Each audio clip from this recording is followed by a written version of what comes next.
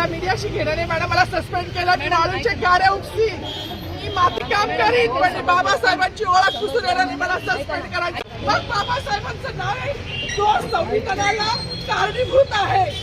त्याला तुम्ही संपवायला निघाले. मग बाबासाहेबांचं नाव आहे तो संविधानाला कारणीभूत आहे. त्याला तुम्ही संपवायला निघाले. पालकमंत्र्यांची फार मोठी चूक आहे मॅडम. माफी मागणार नाही पण पालकमंत्र्यांची चूक पदरात घ्यावी.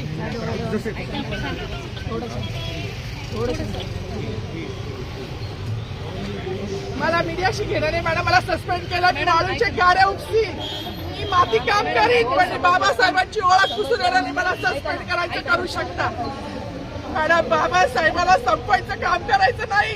26 जानेवारी 15 ऑगस्ट मध्ये मी नाही मानत पण लोकशाही मॅडम तुम्ही सुद्धा संविधानामुळे आहात. पालकमंत्री सुद्धा पालकमंत्री संविधानामुळे आहे.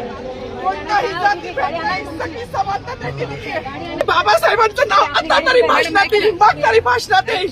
ज्या लोक संविधानाला लोकशाहीला कारणीभूत नाही त्यांची नावं वारंवार घेतली गेली. मग जो संविधानाला कारणीभूत आहे तो प्रजासत्ताक दिनाचा जो मानकरी आहे त्याचं नाव भाषणात का नाही.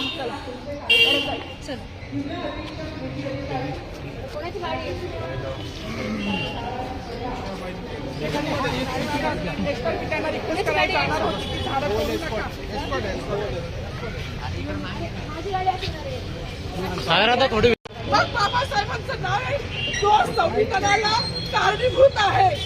त्याला तुम्ही संपवायला निघाले. पालकमंत्र्यांची फार मोठी चूक आहे मॅडम. माफी मागणार नाही पण पालकमंत्र्यांची चूक पदरात घ्यावी.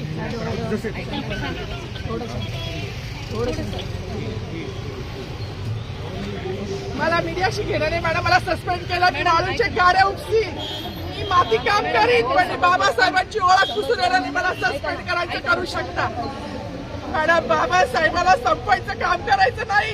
26 जानेवारी 15 ऑगस्ट मध्ये मी नाही मानत पण लोकशाही मॅडम तुम्ही सुद्धा संविधानामुळे आहात. पालकमंत्री सुद्धा पालकमंत्री संविधानामुळे आहे. कोणताही जातीभेद नाही. सगळी समानता त्यांनी दिली आहे. बाबासाहेबांचं नाव आता तरी भाषणात येईल. मग तरी भाषणात येईल. ज्या लोक संविधानाला लोकशाहीला कारणीभूत नाही त्यांची नावं वारंवार घेतली गेली. मग जो संविधानाला कारणीभूत आहे तो प्रजासत्ताक दिनाचा जो मानकरी आहे त्याचं नाव भाषणात का नाही.